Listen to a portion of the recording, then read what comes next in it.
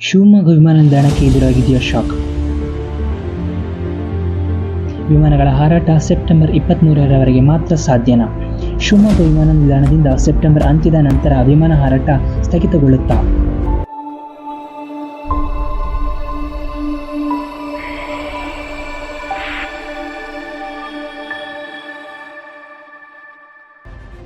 ಹೌದು ಸ್ನೇಹಿತರೆ, ಹೀಗೊಂದು ಆತಂಕ ಇದೀಗ ಮನೆ ಮಾಡಿದೆ.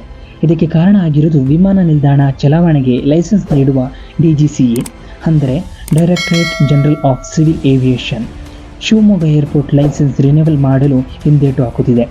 ಈ ಸಂಬಂಧ ರಾಷ್ಟ್ರೀಯ ಸುದ್ದಿವಾಹಿನಿಗಳು ವರದಿ ಮಾಡಿದೆ. ವರದಿಗಳ ಪ್ರಕಾರ ಕೇವಲ 1 ತಿಂಗಳ ಮಟ್ಟಿಗೆ ವಿಮಾನ ನಿಲ್ದಾಣದ ಲೈಸೆನ್ಸ್ ರಿನ್ಯೂವಲ್ ಆಗಿದೆ. ಈ ಸಂಬಂಧ ಪೂರ್ಣ ಪ್ರಕ್ರಿಯೆಗಳು ಮುಗಿದರೆ ಮಾತ್ರ DGCA ಪೂರ್ಣ ವರ್ಷದ ಮಟ್ಟಿಗೆ ಲೈಸೆನ್ಸ್ ರಿನ್ಯೂವಲ್ ಮಾಡಲಿದೆ ಎನ್ನಲಾಗಿದೆ.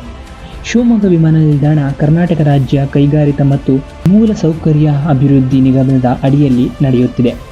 ಏರ್ಪೋರ್ಟ್ನಲ್ಲಿ ವಿಮಾನ ಹಾರಾಟಗಳನ್ನು ನಡೆಸಲು DGCA ಲೈಸೆನ್ಸ್ ನವೀಕರಣ ಮಾಡಬೇಕು. ಕಳೆದ ವರ್ಷ 2023ರ ಆಗಸ್ಟ್ನಲ್ಲಿ ವಾಣಿಜ್ಯ ಚಟುವಟಿಕೆಯನ್ನು ಆರಂಭಿಸಿದ್ದ ಶಿವಮೊಗ್ಗ ವಿಮಾನ ನಿಲ್ದಾಣದ ಲೈಸೆನ್ಸ್ನ ಗಡುವು ಈ ವರ್ಷ ಆಗಸ್ಟ್ 23ರವರೆಗೆ ಮಾತ್ರ ಇತ್ತು. ಇದರ ನಡುವೆ ಲೈಸೆನ್ಸ್ ರಿನ್ಯೂವಲ್ KCIIDC ಪ್ರಯತ್ನ ನಡೆಸಿದೆ. ಆದರೆ DGCA ಶಿವಮೊಗ್ಗ ವಿಮಾನ ನಿಲ್ದಾಣದ ರನ್ವೇ ಸುರಕ್ಷಿತ ಪ್ರದೇಶಕ್ಕೆ ಸಂಬಂಧಿಸಿದಂತೆ ನಿಗದಿತ ಮಾನದಂಡವನ್ನು ಅನುಸರಿಸಿಲ್ಲ ಹಾಗೂ ಫೈರ್ ಸೇಫ್ಟಿ ವಿಚಾರದಲ್ಲಿ ಅಗತ್ಯ ಸಾಮಗ್ರಿಗಳನ್ನು ಇದುವರೆಗೂ ಹೊಂದಿಲ್ಲ, ಕ್ವಿಕ್ ವೇ ರಿಯಾಕ್ಷನ್ ಟೀಮ್ ಇಲ್ಲ, ಭದ್ರತಾ ಸಿಬ್ಬಂದಿಯ ಕೊರತೆ ಇದೆ ಎಂಬ ಕಾರಣಗಳನ್ನು ನೀಡಿ ಕೇವಲ 1 ತಿಂಗಳಿಗೆ ಮಾತ್ರ ಲೈಸೆನ್ಸನ್ನು ವಿಸ್ತರಿಸಿದೆ.